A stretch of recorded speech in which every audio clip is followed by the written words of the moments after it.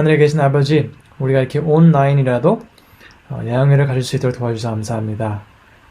오늘 새벽 기도 말씀 축복해 주시고, 우리가 이 시대에, 이 어수선한 시대에 진짜 하나님의 사람들로서, 예수님을 따르는 제자들로서 사는 게 무슨 뜻인지, 또 하나님께 영광을 돌리는 삶을 사는 것이 무엇인지 생각해 볼 때, 우리 모두에게 성령을 주셔서 우리의 삶에 변화를 일으키시고, 우리를 통해서 많은 사람들을 하나님께 인도하는 그런 방법을 깨닫고 이해하는 시간이 될 수 있도록 도와주세요.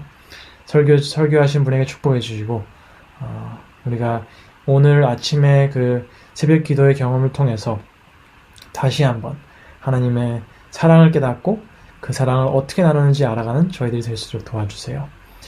예수님의 이름으로 기도드렸습니다. 아멘. 주님을 찬송하면서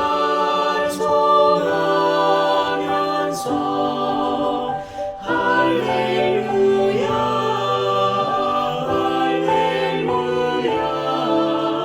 내 앞길로 막가려도 나 주님만 따라가리.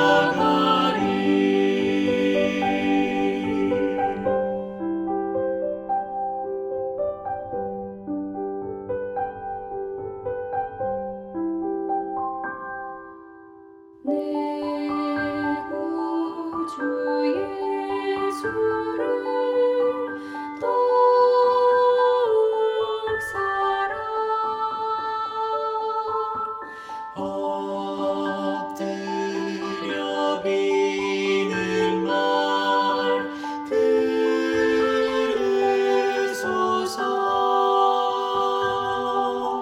내 진정소는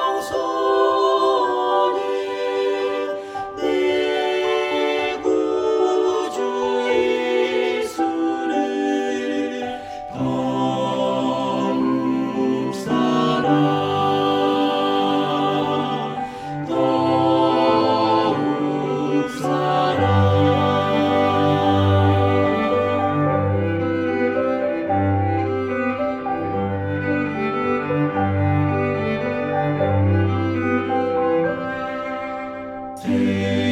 세상의 쾌락이 좋았으나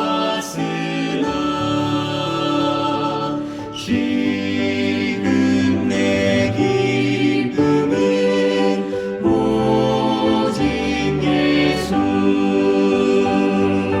내 진정소는 내 구주 예수를 더욱 사랑 더욱 사랑.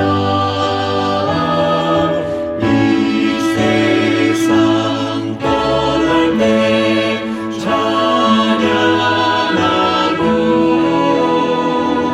숨질 때 하는 말 이것일세. 내 진정소는 내 구주 예수를 더욱 사랑 더욱 사랑. 내 진정소는 내 구주 예수를 더욱 사랑 더욱 사랑. 주님을 찬송하면서 할렐루야 오 할렐루야 내 앞길로 막하여도 나 주님만 따라가리.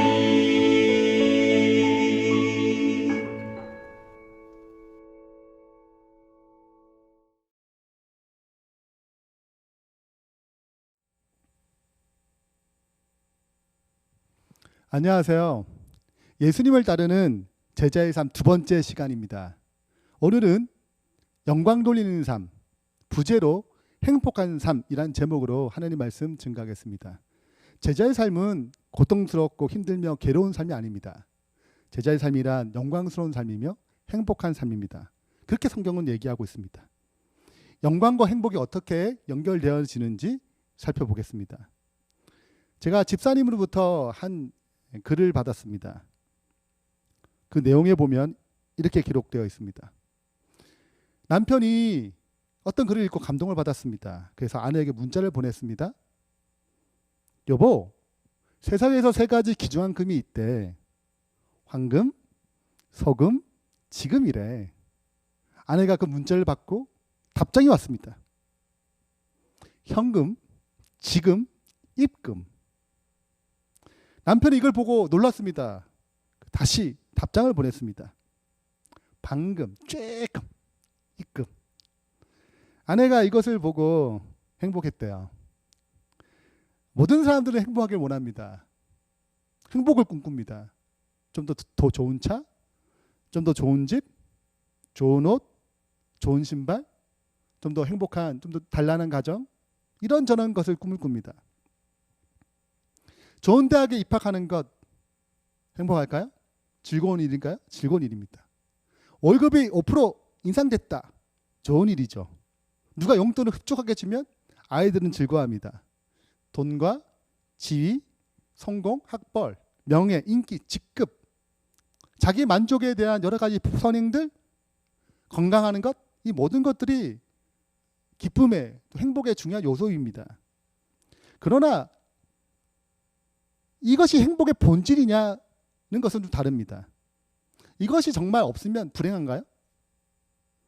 행복에 대한 최초의 정의를 내리는 사람이 아리스토텔레스입니다. 그는 행복에 대해서 자기의 목적을, 어떤 목적한 것을 성취한 것, 거기서 오는 성취에 대한 만족감이 행복이라고 얘기했습니다.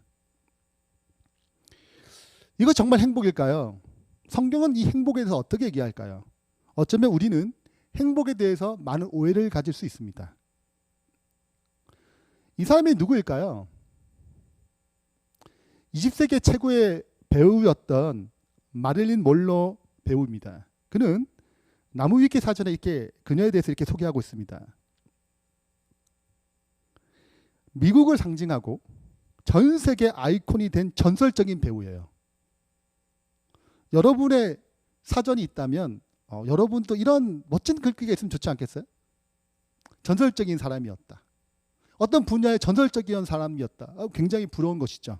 그리고 타임지에도 선정됐습니다. 우리는 타임지에 선정되기 되게 힘들잖아요.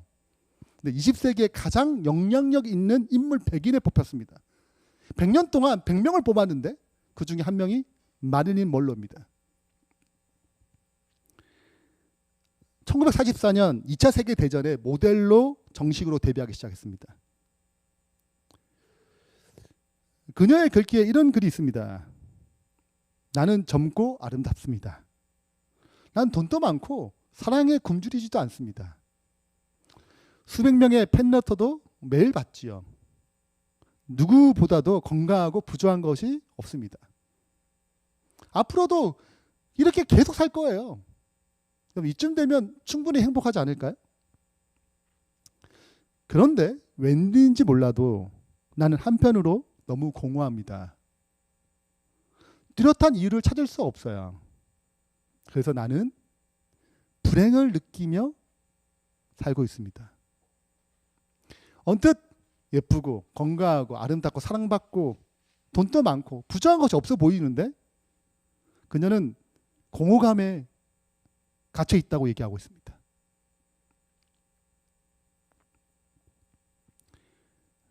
(1962년 8월 5일) 그는 유언을 썼습니다. 그 유언장에는 나의 인생은 파장하여 문을 닫은 해수욕장 같다라고 했습니다. 파장해서 문을 닫은 해수욕장이라는 거죠. 우리는 어떻게 보게 되면 돈이 좀 많으면 무엇인가 좀 부족한 걸 채워지면 행복할 줄 알았는데 많은 모로 다 가졌지만 그건 행복감을 느끼지 못했습니다. 행복이란 무엇일까요? 행복에 대한 여러 가지 접근들이 있습니다. 크게 두 가지 접근이 있는데 첫 번째는 인간에도 출발하는 것입니다. 행복을 찾기 위해서 여러 가지 것들 조사하고 살펴보고 그래서 이렇게 되면 행복한 거야 라고 접근하는 인간적인 출발이 있는 것입니다. 또 한 가지는 하나님 편에서 출발하는 것입니다. 우리를 창조하신 그분이 무엇이 행복한 건지를 설계했다는 것이죠. 그 설계에 따라 살아가게 할 때 진정한 행복이라고 얘기하는 것입니다. 여러분 생각에 무엇이 맞을까요? 만든 분이 가장 정확히 잘 아시겠죠. 한번 예를 들어보겠습니다. 혹시 이 포스터가 무엇인지 아시겠습니까? 부시맨 이야기입니다. 이 이야기는 한 비행사가 소형 비행사가 비행기를 몰다가 코카콜라를 마셔요. 그거를 어떤 곳에 던져 버립니다. 근데 그것이 마침 한 번도 문명을 접해보지 못한 부시맨 마을에 떨어집니다. 하늘에서 떨어졌어요. 얼마나 놀랐을까요? 한 번도 보기 못한 하늘에 떨어진 이 신기한 병. 그래서 어떤 사람은 이 병을 가지고 신처럼 모시기도 합니다. 어떤 사람은 그걸 빼가지고 장난감을 쓰기도 해요. 어떤 사람은 이걸 가지고 여러 가지 것들을 또 실험하고 또 이걸 소유하기 위해서 싸웁니다.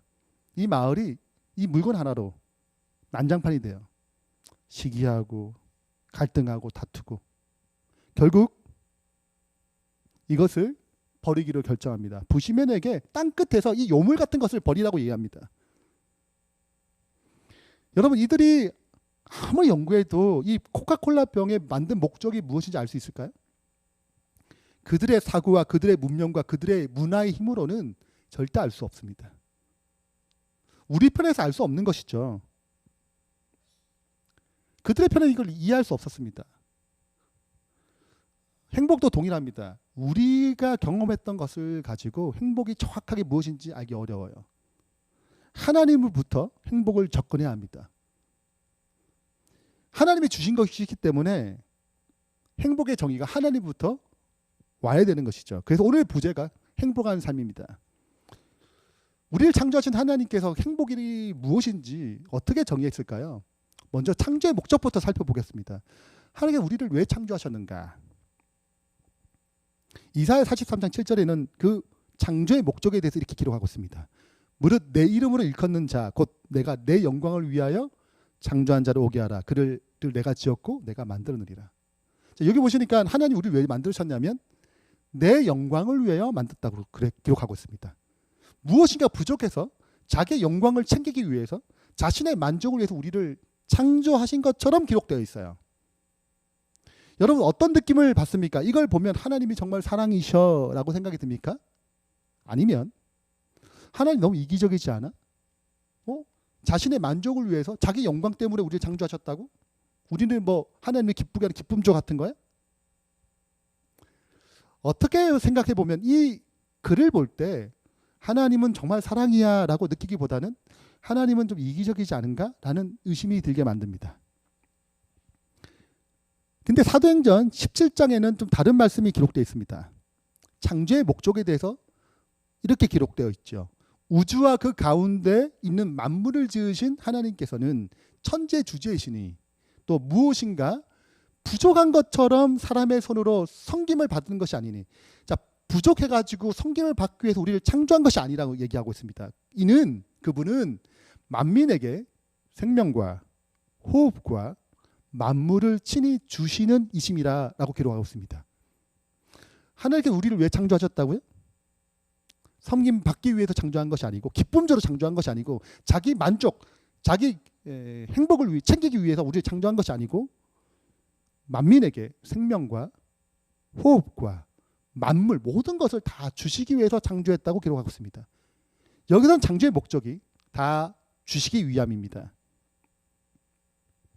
자, 그러면 이사야서에 기록된 그 창조의 정의와 사도행전에 기록된 창조의 정의가 좀 다르게 느껴지지 않습니까?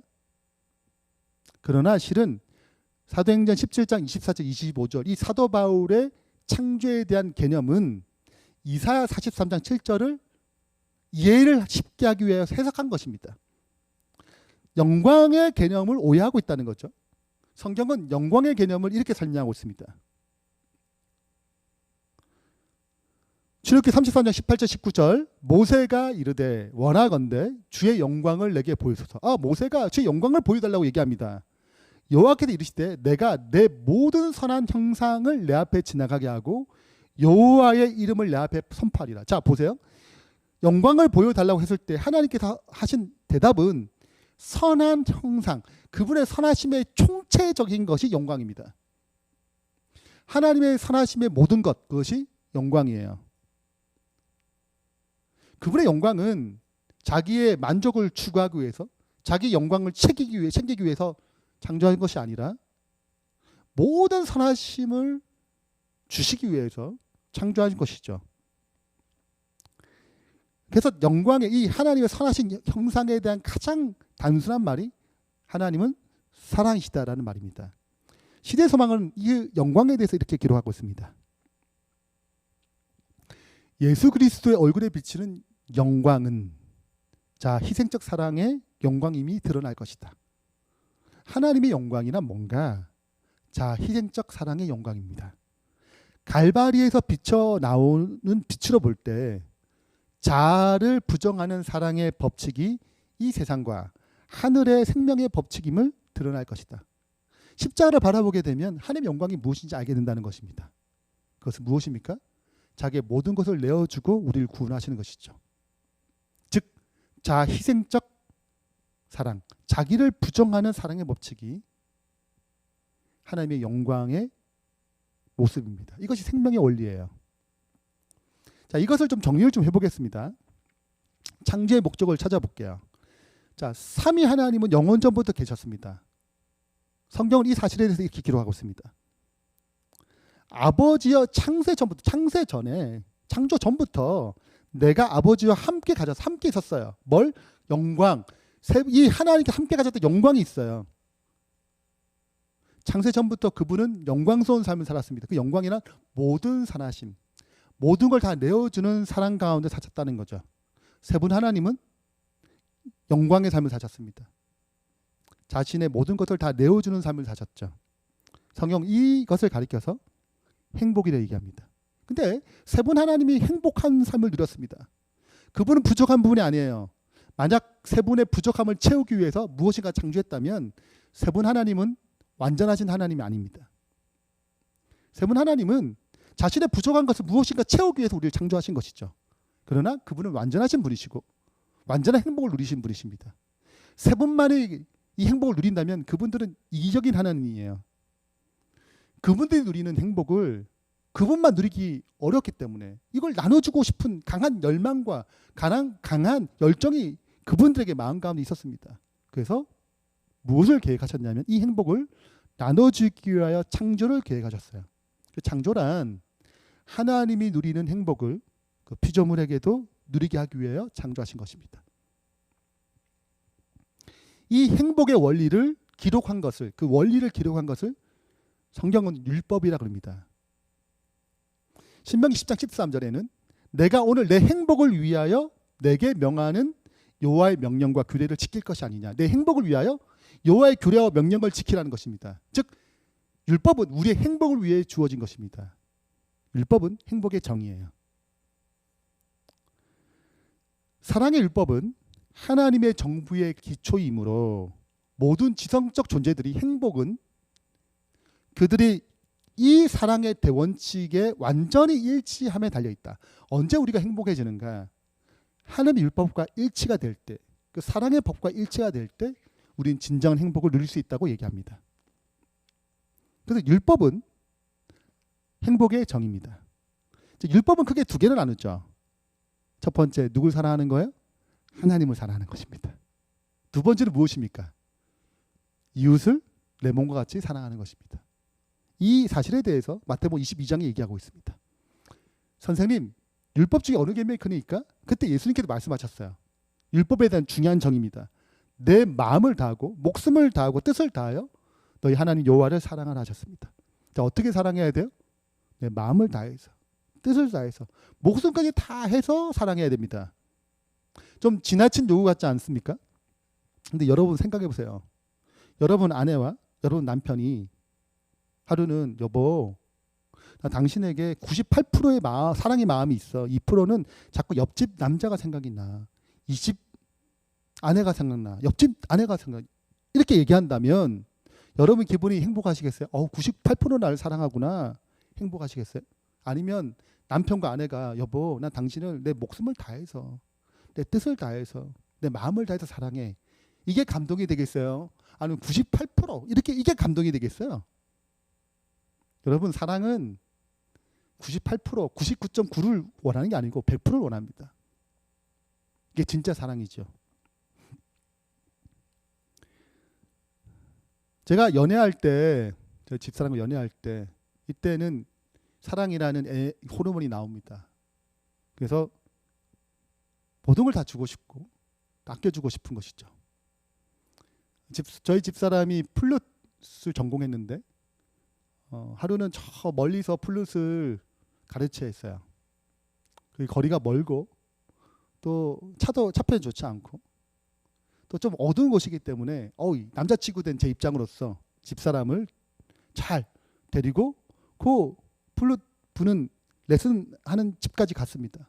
태워다 주고 또 태워다 오고 이렇게 반복하는 일을 했어요. 근데 제가 거기서 딱 기다리는데 1시간 정도 기다려야 되거든요. 플룻 레슨이 끝날 때까지.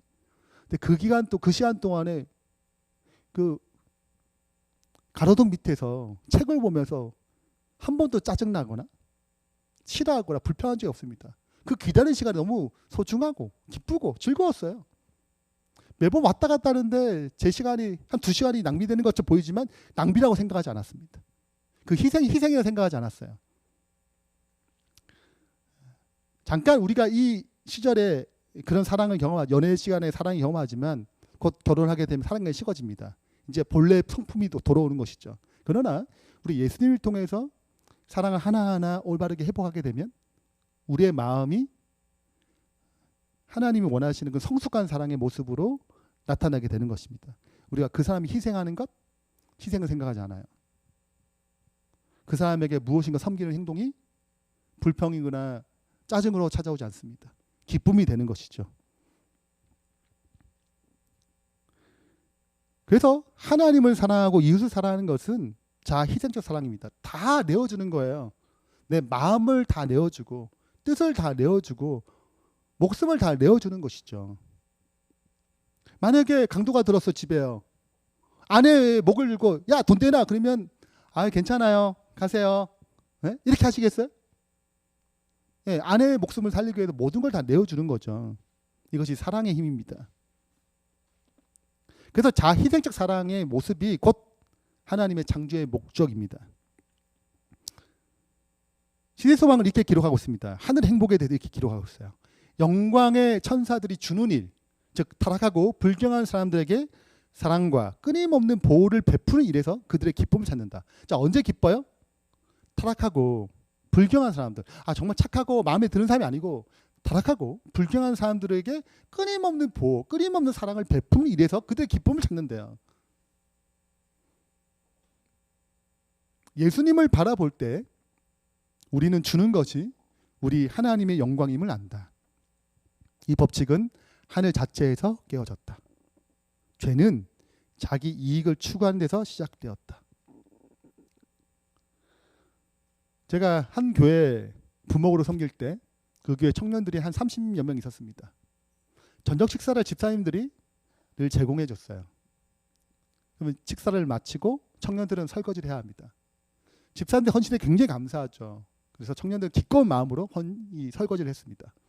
근데 보통 식사할 때 30명의 청년들이 있지만 그 저녁 시간에 남은 여러 집사님들, 장로님들이 계셔요. 그러면 때로는 50그릇, 또 너무 많으면 70그릇도 되기도 합니다. 많은 분량의 설거지가 있는 거죠. 그래서 청년들은 예배가 끝나면, 청년 활동이 끝나면 모여가지고 식사한 다음에 게임을 합니다. 누가 설거지를 할 것인가. 당번제로 하지 않아요. 게임을 합니다. 그 시간은 굉장히 살벌해요. 왜 그럴까요? 안 걸리려고. 설거지 하기 싫은 거죠. 그래서 게임을 쫙 하고 다른 사람이 2명이 걸리면 설거지할 사람 2사람이 걸리면 나머지는 되게 기뻐합니다. 2사람은 얼굴이 벌써 이렇게 사색이 되면서 이제 설거지 그릇을 가지고 가는 것이죠. 제가 하루는 이 장면을 보고 저도 설거지 해봤기 때문에 제 그 상황을 그 마음을 압니다. 그래서 제가 이걸 설교를 했어요. 청년들 앞에서 여러분 우리가 이런 느낌이지 않냐, 설거지할 때 이런 느낌이지 않냐. 근데 천사들은 보호를 베푸는 데서, 사랑을 베푸는 데서 기쁨을 찾는다고 얘기한다. 그럼 천사가 30명이 있다고 얘기해보자. 천사들은 누가 설거지하냐 이렇게 얘기할 때 어떤 마음으로 게임에 임할까? 네. 우리는 서로 안 하고 싶은 마음으로 게임에 임하지만 천사들은 언제 기쁨을 얻냐면 베푸는 데서 기쁨을 얻으니까 천사들은 하나님 제발 제가 걸리게 해주세요. 제가 꼭 설거지하고 싶어요. 이런 마음으로 게임에 임한다는 거죠. 뭐가 달라요? 우리가 갖고 있는 죄인의 마음과 하늘이 갖고 있는 하늘의 마음과 다른 것입니다. 그래서 천사 2명이 설거지하게 되면 천사 2명 너무 좋아 할렐루야 하면서 내려가고 못 걸린 28명은 슬픔에 잠겨 있는 것입니다. 예를 들자면 좀 그랬던 거예요. 생애비스는 이 사실을 이렇게 기록하고 있습니다. 하늘에는 이타적 사랑이 지배한다. 그러나 하나님의 사랑도 죄인의 마음에는 반응을 얻지 못할 것이다. 죄인의 사상과 생각과 길, 그 행동들, 그 목적들, 그것은 그로 하여금 하늘에서 이방인으로 만들 것이다. 죄인은 거기서 사는 죄 없는 사람들과 매우 다를 것이므로 그는 행복할 수 없을 것이다. 하나님께서는 죄인들을 하늘에서 제외하지 않으신다. 그들이 거기서 살기에 적합하지 않기 때문에 스스로 제외된다. 죄인들이 하늘로 데려가지 않는 것은 그들 죄인이기 때문에 데려가지 않는 게 아니에요. 그들이 거기 가도 전혀 행복을 누리지 못하기 때문에, 하늘의 행복을 올릴 수 없기 때문에 그들을 데려갈 수 없는 것입니다. 하늘의 기쁨, 하늘의 즐거움은 죄인의 속성과 다른 것입니다. 제가 집은 부산이었고 중학교 1학년 때 한국 삼육으로 왔어요. 기서 생활을 했습니다. 중학교 1학년, 2학년들이 꼭 해야 될 일이 있는데 안식일날, 그것은 안식일날 점심에 일을 하지 않기 때문에 우리 집사님들이 식사 제공을 하지 않기 때문에 빵, 우유, 사과가 보편적으로 나옵니다. 그러면 그것을 누가 먼저 타느냐. 안식일날 예배가 딱 끝나자마자 기숙사생들 1학년, 2학년들이 예배 끝나면 다 뒤에 서 있습니다. 목사님 기도가 축도 끝나자마자 문을 열고 뛰어가는 사람이 다 중학교 1학년, 2학년이에요. 저도 열심히 뛰었습니다. 1년 내내 2학년까지 계속 뛰었어요. 왜 뛸까요? 자, 선배들이 딱 오면 딱 있는 게 중요합니다. 그리고 순번이 중요하거든요. 먼저 갈수록 좋은 사과, 깨끗한 좀 덜 으개진 빵, 이것이 굉장히 중요합니다. 그 선배도 잘했다 칭찬해줘요. 그 칭찬 얻고 욕 안 먹으려고 열심히 뛰었어요. 여러분, 이게 이 세상의 모습입니다. 내가 좀 더 좋은 거 먹으려고, 내가 좀 더 나은 걸 먹으려고 경쟁하는 것이죠. 하늘의 법칙은 다른 것입니다. 그래서 죄인은 하늘의 기쁨에 누릴 수 없어요. 여러분, 교회는 어떤 곳이냐면 하늘의 행복을 연습하는 곳입니다. 여러분, 교회에서 일하잖아요. 돈 받는 사람 목회자밖에 없습니다. 실은 다 무보수로 일해요. 그리고 돈 냅니다. 월정금 내고 11금 내고 뭐 감사금 내고 다 내요. 그리고 교회 일 못하면 또 욕도 먹어요. 아니, 밖에 나가면 돈 버는 일인데 그 모든 일들이 교회에서는 무보수로 그냥 일을 해요. 왜 그럴까요? 하늘은, 이 교회는 구성상 하늘의 행복이 무엇인지 체험하는 곳입니다. 섬기는 기쁨, 주는 기쁨, 이걸 배우는 곳이에요. 그러나 교회도 타락했습니다. 쇠퇴해졌어요. 마음이 세상과 똑같아졌습니다.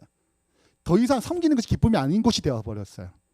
교회는 원래 섬김을 통해서 기쁨을 배우는 곳이 교회입니다. 그 훈련하는 곳이에요. 그러나 어느덧 교회도 타락해서 똑같습니다.